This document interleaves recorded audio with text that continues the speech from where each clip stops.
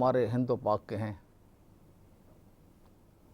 تقریباً 50 سال کو آپ اٹھا کر دیکھیں کبھی بھی، حالانکہ ہمارا تو کئی گھنٹے کا فرق ہے، ان کا تو بہت کم فرق ہے، صرف بحر عرب بیچ میں ہے وقت کے اعتبار سے، لیکن انہوں نے کبھی بھی اس پر اعتبار نہیں کیا۔ میں دیوبند ہوں مثال کے طور پر، حضرت مدنی کی اولاد موجود ہے، حضرت مولانا الیاس رحمۃ اولاد موجود ہے، سارے بزرگوں، وہ کبھی بھی انہوں نے بھروسہ نہیں کیا، دیوبند آج تک نہیں کیا، تبلیغ کے مرکز نے آج تک نہیں کیا، امارت شریعہ بہار نے آج تک نہیں کیا۔ اس طرح پاکستان میں جتنے ہمارے علماء، حضرت بن نوری رحمۃ اللہ علیہ، شیخ الحدیث رحمۃ اللہ علیہ، وہ بار بار اس پر تعجب کا اظہار کرتے ہیں کہ ہم نے سحر میں چاند دیکھا، تہجد کے موقع پر اسی دن نظر، ایک دن بھی غائب نہیں رہا، یہ کیسے ہو سکتا ہے؟ ہمیشہ عدم اعتماد کا اظہار کیا۔ مجھے یاد ہے کہ ایک بار حضرت شیخ الحدیث کے پاس، غالباً 64 کی بات ہے، اعتکاف میں تھا، سب جگہ سے خبر آ رہی تھی، دہلی سے آ گئی فلاں جگہ، لیکن مفتی صاحب تو ان کے پاس جو گواہی آ رہی تھی وہ ایسے لوگ دے رہے تھے جن میں نقص تھا، یعنی گواہی میں یہ ہے کہ وہ نماز نہیں پڑھتے تھے یا داڑھی منڈاتے تھے یا کوئی اور۔ تو حضرت شیخ نے فرمایا دیکھو اطمینان سے، اگر ایک دن زیادہ روزہ مل گیا تو زیادہ ثواب ملے گا، روزانہ 10 لاکھ آدمی جہنم سے چھوٹتے ہیں، اس کا فائدہ ہوگا، گھبراتے کیوں؟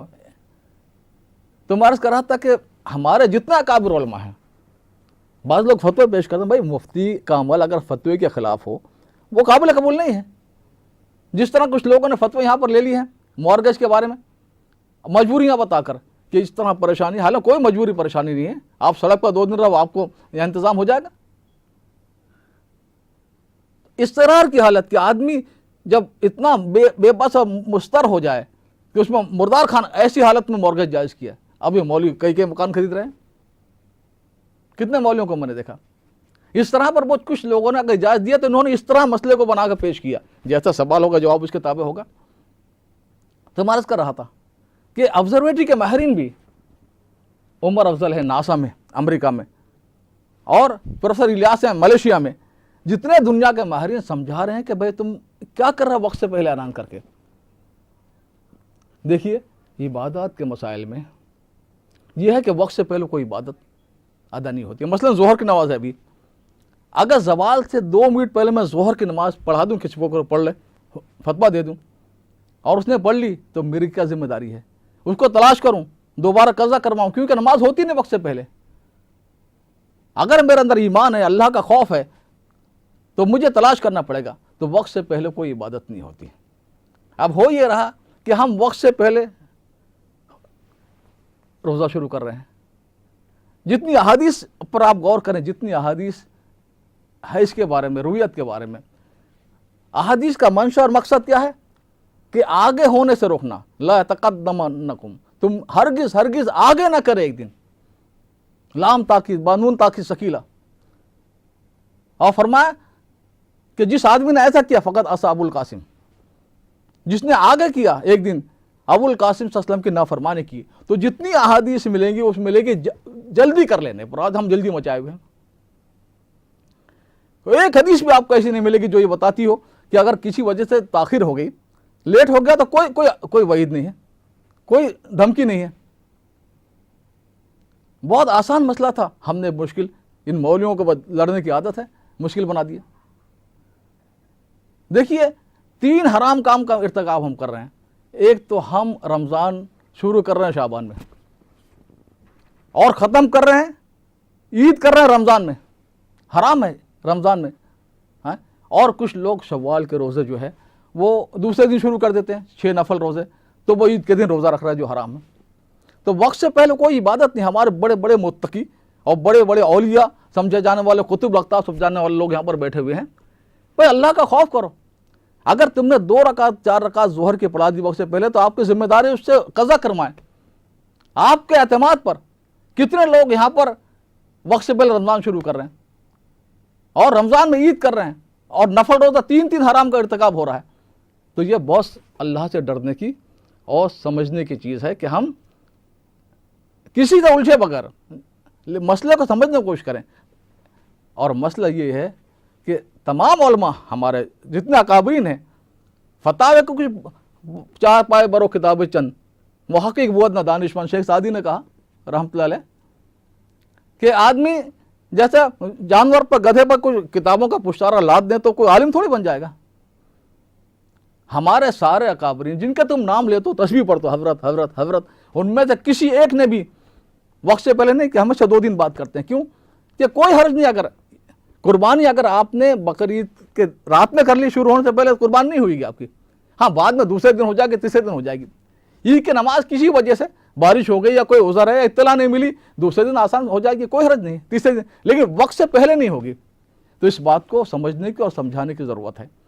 بہرحال میں اس مسئلے میں اگر بہت لمبی بحث ہو جائے گی اور بہت لمبی چیزیں کئی ہفتے تک بحث کی جا سکتی ہے اس پر, لیکن ہمیں اس پہ زیادہ الجھنا نہیں چاہیے.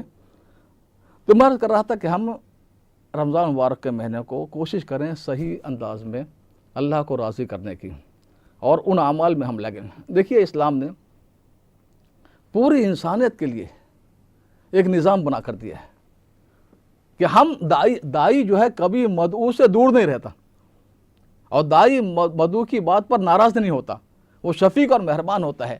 دنیا کے انسانوں تک اسلام کا پیغام پہنچانا یہ ہمارا سب سے بڑا کام ہے. آج جو اللہ کا عذاب ہم پر ہے اور جو مصیبتیں مسلمانوں پر آ رہی ہیں, اس کی سب سے بڑی وجہ ہے دعوت کو چھوڑ دینا. سب سے بڑی وجہ. بھارت میں ہمیں موقع ملا تھا, ایک مرتبہ میں بمبئی میں دوستوں کے ساتھ ہوٹل میں چائے پی رہا تھا, ایک جگہ فساد, اور فساد میں جو انتظامیہ اور پولیس جو جانور پناہ درندگی کرتی ہے سب کو پتہ ہے. تو افسوس ہو رہا تھا کس طرح پر بے بس مسلمانوں کے ساتھ ہوا. تو ایک نو مسلم بیٹھا ہوا تھا, عبداللہ اس کا نام تھا, وہ چند سال پہلے مسلمان ہوا تھا. اس نے کہا مولانا افسوس کی بات ہے جو پولیس نے درندگی اور حیوانیت کی اور ہمیشہ کرتی ہے, لیکن میں آپ کو یہ بتانا چاہتا ہوں, ایک توجہ دلانا چاہتا ہوں, آپ 1000 سال سے اس ملک میں ہیں اور آرام سے رہتے ہیں. آپ کے سامنے کروڑوں انسان مر مر کے جہنم میں جاتے رہے توحید کے بغیر, اللہ اسلام کے بغیر. آپ نے ان کی فکر کی؟ آپ اپنے کھانے کمانے میں مست ہیں, اپنی دنیا میں مست ہیں.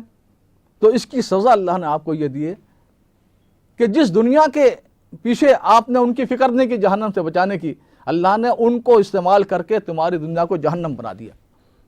آج پوری دنیا میں جو ہم پر عذاب ہے اس کے سب سے بڑی وجہ ہے کہ ہم نے اصل کام چھوڑ دیا. تو ہمیں بڑے مواقع ہیں یہاں پر, کھلی آزادی ہے دنیا میں ہر جگہ. یہ جمہوریت کا دور ہے, یہ جبر کا دور نہیں ہے. دیکھ قرآن نے 3 بنیادیں دی ہیں, خاص طور پر اہل کتاب کے ساتھ. یہ اہل کتاب جہاں ہم رہتے ہیں برطانیہ, یہود و نصارہ ہیں.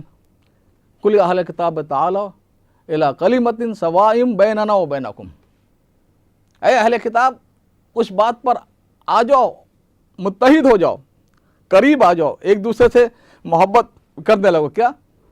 اللہ نعبد الا اللہ, کہ اللہ کے سوا کسی کی عبادت نہ کریں. عبادت اور حقیقی تابعداری صرف ایک اللہ کی ہو. ولا نشرک بہ شیئا, اور اللہ کی عبادت میں ہم کسی کو شریک نہ کریں. جو فارمولہ اسلام نے دیا ہے قوموں کو قریب کرنے کا, خاص طور پر اہل کتاب کا 3 باتیں اس میں, 3 نکات ہیں اس کے.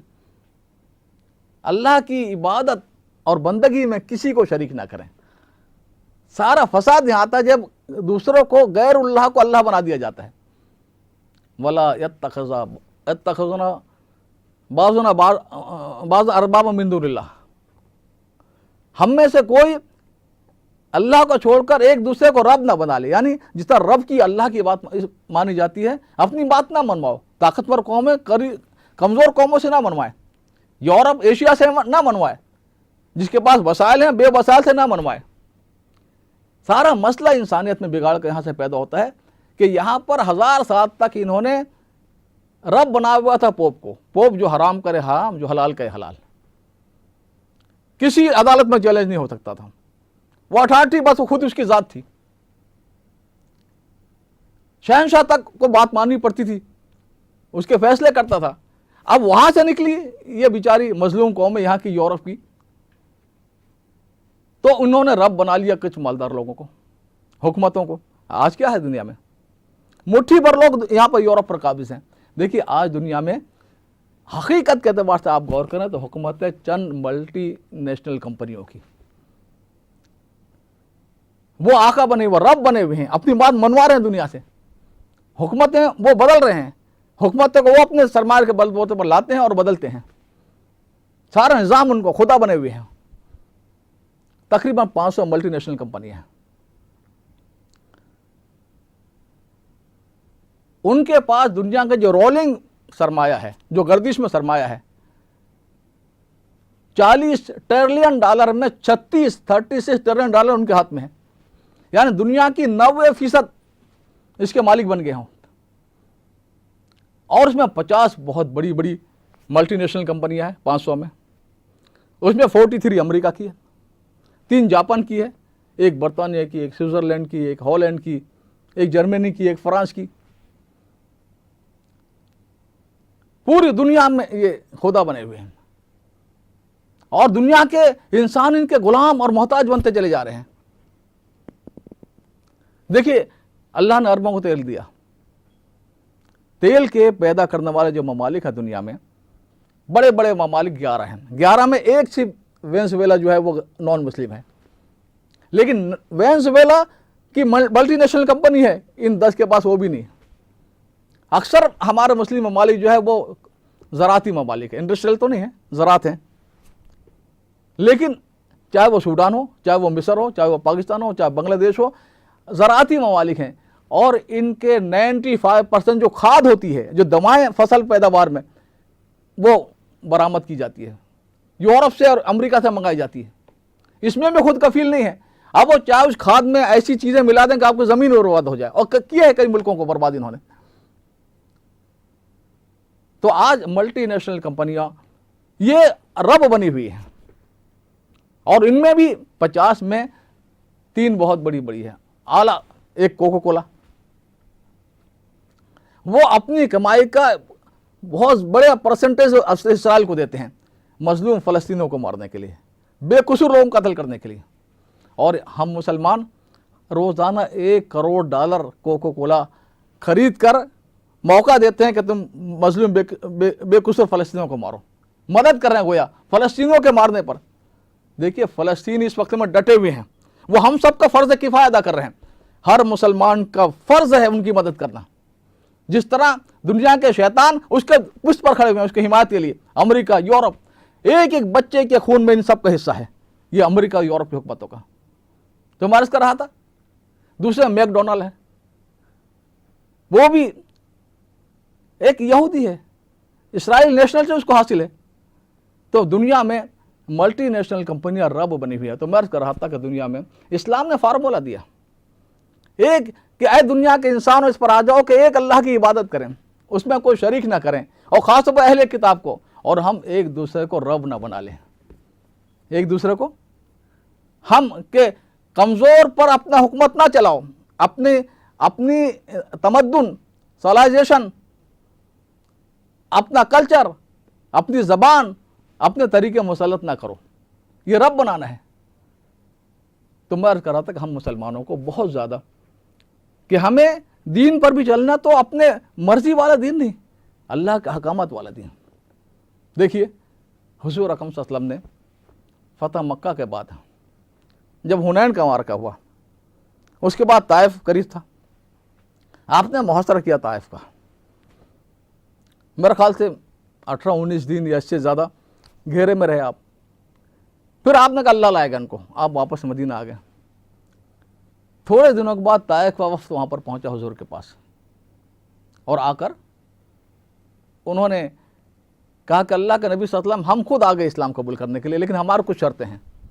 यानी उनका दिमाग में ये था कि हमें फ़तह नहीं कर सके,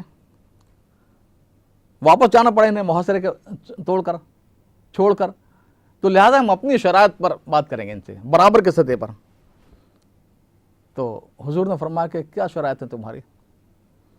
तो उन्होंने कहा देखिए, ये नमाज 5 वक्त की बहुत मुश्किल है, इसमें हमें अपने इख्तियार दें कि हम अपनी मर्ज़ी के 2-3 वक्त का, और दूसरी शर्त हमारी ये है कि हमारे वहाँ अंगूर, आज भी फ्रूट का इलाका है, सबसे बेहतरीन सेब, अंगूर, अनार वहाँ के होते हैं, तो हमारे यहाँ बहुत पैदा होता है।